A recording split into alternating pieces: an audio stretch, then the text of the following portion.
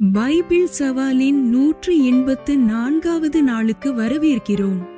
இன்று சங்கீதம் 79 முதல் 81 அத்தியாயங்கள் தேவனுடைய இரக்கத்திற்கும் மீட்பிற்கும் புதுப்பிக்கப்பட்ட கீழ்ப்படிதலிற்குமான ஆழமான ஜெபங்களை வெளிப்படுத்துகின்றன.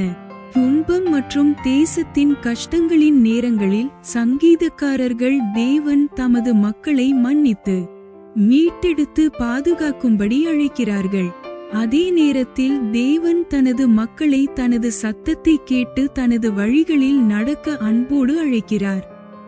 அப்பொழுது அவர்கள் அவரது ஆசீர்வாதங்களை அனுபவிப்பார்கள். உண்மையாக அவரிடம் திரும்புகிறவர்களை தேவன் இரக்கத்துடன் மீட்டெடுக்க எப்போதும் தயாராக இருக்கிறார் என்பதை இந்த சங்கீதங்கள் நினைவூட்டுகின்றன. நம்மை சிரமங்களிலிருந்து காப்பாற்றுவது மட்டுமல்ல, தம்முடன் நெருக்கமான உறவிற்குள் அழைப்பதே அவரது விருப்பமாகும். அவரது சத்தத்தை கேட்கும் போது நாம் சமாதானத்தையும் பலத்தையும் நிலையான சந்தோஷத்தையும் பெறுகிறோம். இன்று தாழ்மையான இதயத்துடன் அவரது இரக்கத்தை தேடி விசுவாசமாக அவரை பின்பற்ற தீர்மானித்து ஆரம்பிப்போம். Welcome to day 184 of the Bible Challenge. Today's reading from Psalm chapter 79 to 81 reveals heartfelt prayers for mercy, restoration, and renewed obedience to God. The psalmists cry out during times of suffering and national distress, asking God to forgive, restore, and defend His people. At the same time, God lovingly calls His people to listen to His voice and walk in His ways so they may experience His blessings. These psalms remind us that God is full of compassion and always ready to restore those who sincerely turn back to Him. His desire is not only to rescue us from trouble but also to draw us into a closer relationship with Him. When we listen to His voice, we find peace, strength, and lasting joy. Let us begin today with humble hearts that seek His mercy and choose to follow Him faithfully. சங்கீதம் அதிகாரம் 79. Psalms chapter 79. வசனம் 1. தேவனே, புறஜாதியார் உமது சுதந்திரத்தில் வந்து உமது பரிசுத்த ஆலயத்தை தீட்டுப்படுத்தி எருசலேமை மண்மேடுகளாக்கினார்கள். Verse 1. A psalm of Asaph. O God, the heathen are come into thine inheritance. Thy holy temple have they defiled. They have laid Jerusalem on heaps. வசனம் 2. உமது ஊழியக்காரரின் பிரேதங்களை ஆகாயத்து பறவைகளுக்கும் உமது பரிசுத்தவான்களின் மாம்சத்தை பூமியின் மிருகங்களுக்கும் இரையாக கொடுத்தார்கள். Verse 2. The dead bodies of thy servants have they given to be meat unto the fowls of the heaven, the flesh of thy saints unto the beasts of the earth. வசனம் 3. எருசலேமை சுற்றிலும் அவர்களுடைய இரத்தத்தை தண்ணீரைப் போல சிந்தினார்கள், அவர்களை அடக்கம் பண்ணுவாரும் இல்லை. Verse 3. Their blood have they shed like water round about Jerusalem, and there was none to bury them. வசனம் 4. எங்கள் அயலாருக்கு நிந்தையும் எங்கள் சுற்றுப்புறத்தாருக்கு பரியாசமும் சக்கந்தமுமானோம். Verse 4. We are become a reproach to our neighbors. வசனம் 5. எதுவரைக்கும் கர்த்தாவே, நீர் என்றைக்கும் கோபமாயிருப்பீரோ? உம்முடைய எரிச்சல் அக்கினியைப் போல் எரியுமோ? Verse 5. How long, Lord, wilt thou be angry forever? Shall thy jealousy burn like fire? வசனம் 6. உம்மை அறியாத ஜாதிகள் மேலும் உமது நாமத்தை தொழுது கொள்ளாத ராஜ்யங்கள் மேலும் உம்முடைய உக்கிரத்தை ஊற்றிவிடும். Verse 6. Pour out thy wrath upon the heathen that have not known thee, and upon the kingdoms that have not called upon thy name. வசனம் 7. அவர்கள் யாக்கோபை பட்சித்து அவன் குடியிருப்பை பாழாக்கினார்களே. Verse 7. For they have devoured Jacob and laid waste his dwelling place. வசனம் 8. பூர்வகாலத்து அக்கிரமங்களை எங்களுக்கு விரோதமாக நினையாதேயும், உம்முடைய இரக்கங்கள் சீக்கிரமாய் எங்களுக்கு நேரிடுவதாக. நாங்கள் மிகவும் தாழ்த்தப்பட்டு போனோம். Verse 8. O remember not against us former iniquities. Let thy tender mercies speedily prevent us. For we are brought very low. வசனம் 9. எங்களை இரட்சிக்கும் தேவனே, நீர் உமது நாமத்தின் மகிமையின் நிமித்தம் எங்களுக்கு உதவி செய்து, உமது நாமத்தின் நிமித்தம் எங்களை விடுவித்து, எங்கள் பாவங்களை நிவிர்த்தியாக்கும். Verse 9. Help us, O God of our salvation, for the glory of thy name, and deliver us, and purge away our sins, for thy name's sake. வசனம் 10. அவர்களுடைய தேவன் எங்கே என்று புறஜாதிகள் சொல்வானேன்? உமது ஊழியக்காரருடைய சிந்துண்ட இரத்தத்தின் பழிவாங்குதல் ஜாதிகளுக்குள்ளே எங்கள் கண்களுக்கு முன்பாக விளங்கும்படி செய்யும். Verse 10. Wherefore should the heathen say, Where is their God? Let him be known among the heathen in our sight, by the revenging of the blood of thy servants, which is shed. வசனம் 11. கட்டுண்டவனுடைய பெருமூச்சு உமக்கு முன்பாக வரட்டும். கொலைக்கு நியமிக்கப்பட்டவர்களை உமது புயபலத்தினால் உயிரோடே காத்தருளும். Verse 11. Let the sighing of the prisoner come before thee. According to the greatness of thy power preserve thou those that are appointed to die. வசனம் 12. ஆண்டவரே, எங்கள் அயலார் உம்மை நிந்தித்த நிந்தையை ஏழத்தனையாக அவர்கள் மடியிலே திரும்ப பண்ணும். Verse 12.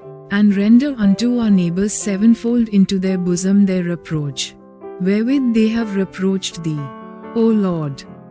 வசனம் 13. அப்பொழுது உம்முடைய ஜனங்களும் உம்முடைய மேய்ச்சலின் ஆடுகளுமாகிய நாங்கள் உம்மை என்றென்றைக்கும் புகழுவோம்.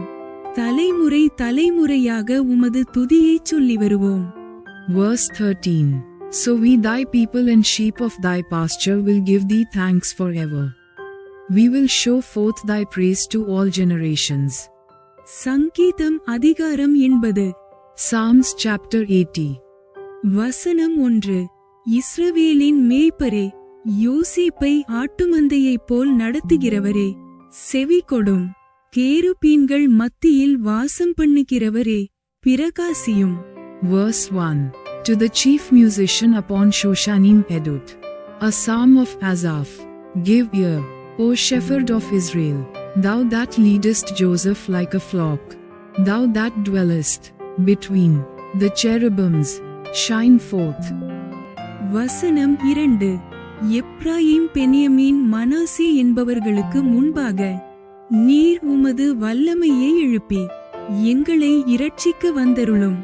Verse 2. Before Ephraim and Benjamin and Manasseh stir up thy strength, and come and save us. வசனம் 3.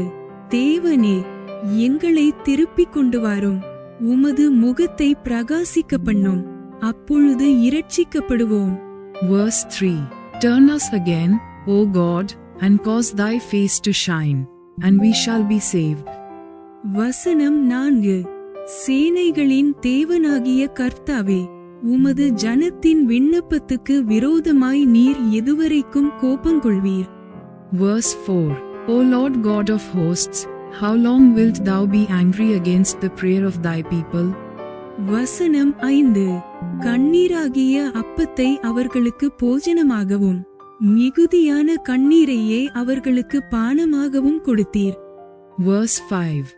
Thou feedest them with the bread of tears, and givest them tears to drink in great measure. வசனம் 6. எங்கள் அயலாருக்கு எங்களை வழக்காக வைக்கிறீர். எங்கள் சத்துருக்கள் எங்களை பரியாசம் பண்ணுகிறார்கள். Verse 6.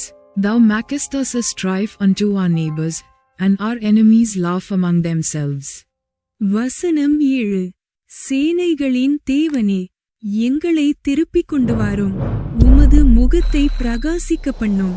அப்பொழுது இரட்சிக்கப்படுவோம். Verse 7. Turn us again, O God of hosts, and cause thy face to shine, and we shall be saved. வசனம் 8. நீர் எகிப்திலிருந்து ஒரு திராட்சைக் கொடியை கொண்டு வந்து ஜாதிகளை துரத்திவிட்டு அதை நாட்டினீர். Verse 8.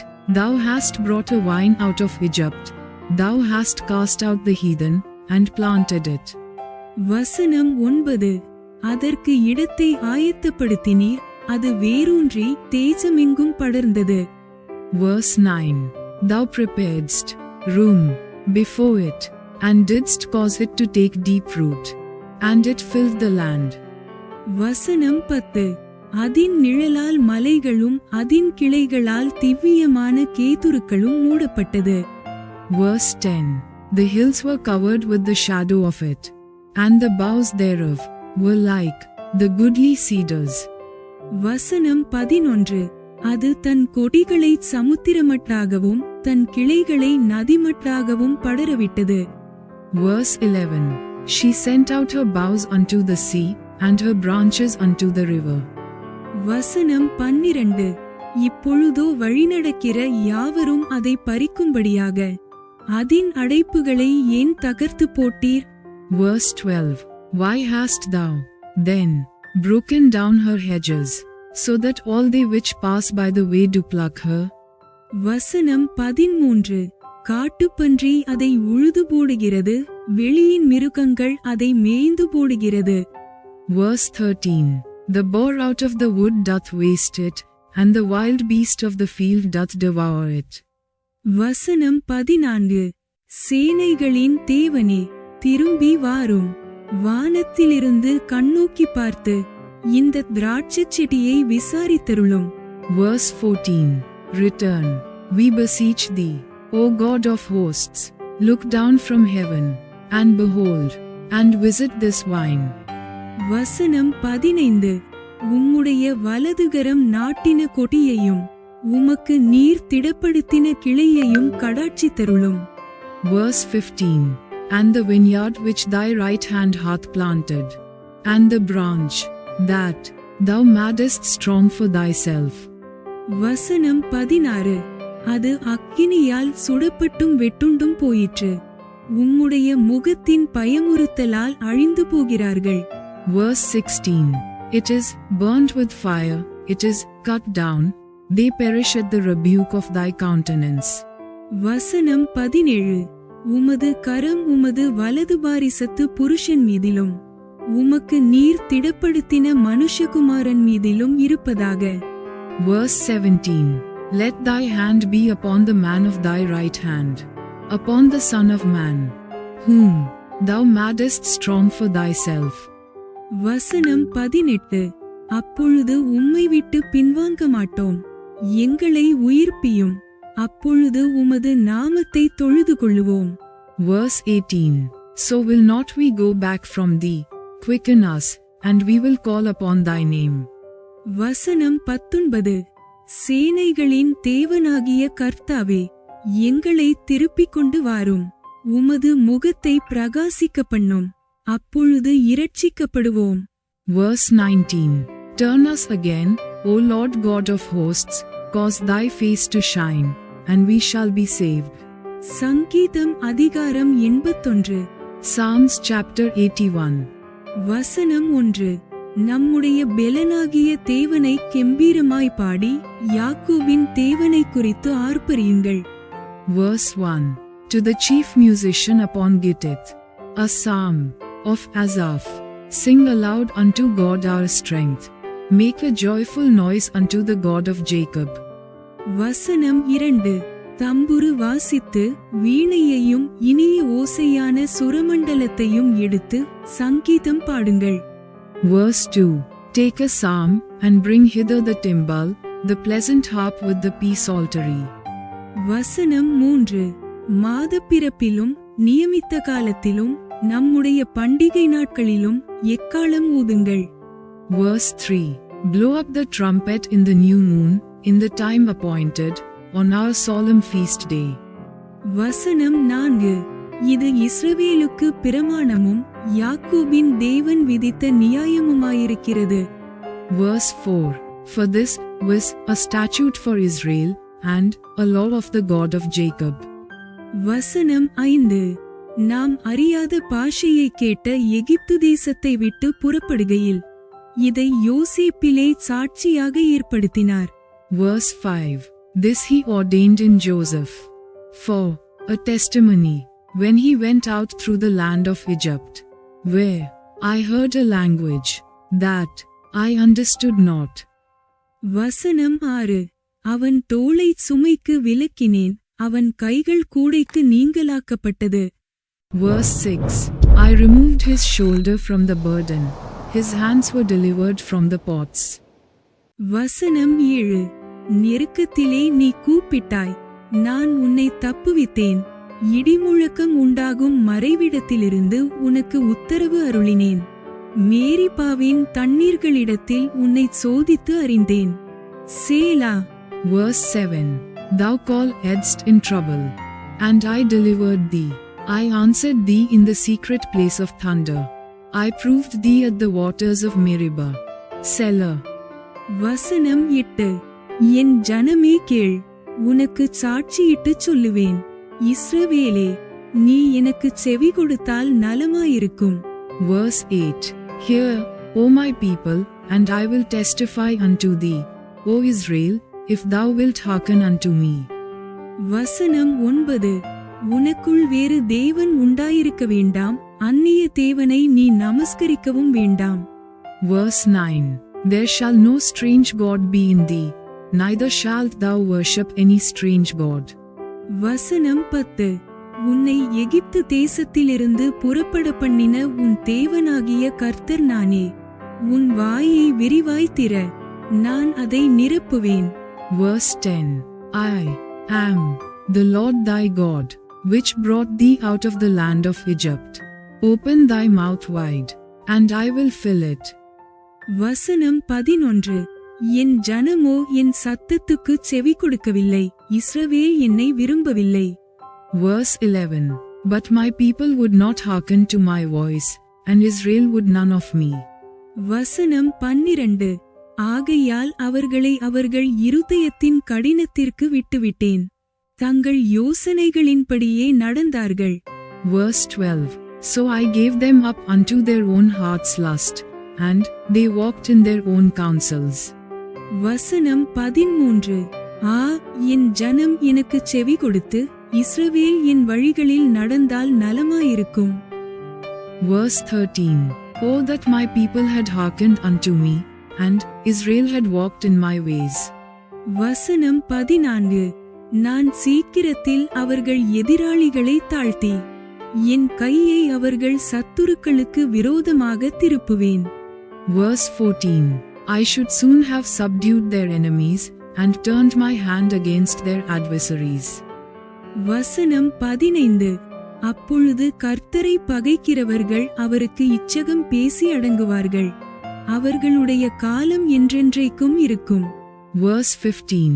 The haters of the Lord should have submitted themselves unto him, but their time should have endured forever. வசனம் 16. உச்சிதமான கோதுமையினால் அவர்களை போஷிப்பார், கன்மலையின் தேனினால் உன்னை திருப்தியாக்குவேன். Verse 16. He should have fed them also with the finest of the wheat, and with honey out of the rock should I have satisfied thee. Bible சவாலின் 184வது நாள் இப்போது நிறைவடைந்தது. இன்று உண்மையான இதயத்துடன் அவரை தேடுகிறவர்களை தேவன் எப்போதும் மன்னித்து மீட்டெடுத்து வழிநடத்த தயாராக இருக்கிறார் என்பதை கற்றோம். தேவனுடைய சத்தத்தை கேட்பது சமாதானத்திற்கும் ஞானத்திற்கும் நிறைவான ஆசீர்வாதத்திற்கும் வழிவகுக்கிறது என்பதை இந்த சங்கீதங்கள் நினைவூட்டுகின்றன. தோல்வி அல்லது துன்பத்திற்கு பிறகும் அவரிடம் திரும்புகிறவர்களுக்கு அவரது இரக்கம் எப்போதும் கிடைக்கிறது. தினமும் அவரது வழிநடத்தலை நம்பி அவரது வார்த்தைக்கு கீழ்ப்படிந்து வாழ்வோம். கீழ்ப்படிதலின் ஒவ்வொரு அடியும் நம்மை அவரது இதயத்திற்கு மேலும் நெருக்கமாக கொண்டு சென்று விசுவாசத்தை பலப்படுத்துகிறது. ஒவ்வொரு நாளும் அவரது கிருபையையும் விசுவாசத்தையும் அனுபவிக்க ஒரு புதிய வாய்ப்பு. இன்று வாசித்த பகுதியில் எந்த சத்தியம் உங்கள் இதயத்தை அதிகமாக உற்சாகப்படுத்தியது? கமெண்டில் பகிர்ந்து ஒன்றாக வளர்வோம். Day 184 of our Bible challenge is complete. Today we learned that God is always ready to forgive, restore, and guide those who seek Him with sincere hearts. These Psalms remind us that listening to God's voice leads to peace, wisdom, and abundant blessing, even after failure or hardship. His mercy remains available to those who return to Him. Let us continue to trust His guidance and obey His word each day. Every step of obedience draws us closer to His heart and strengthens our faith.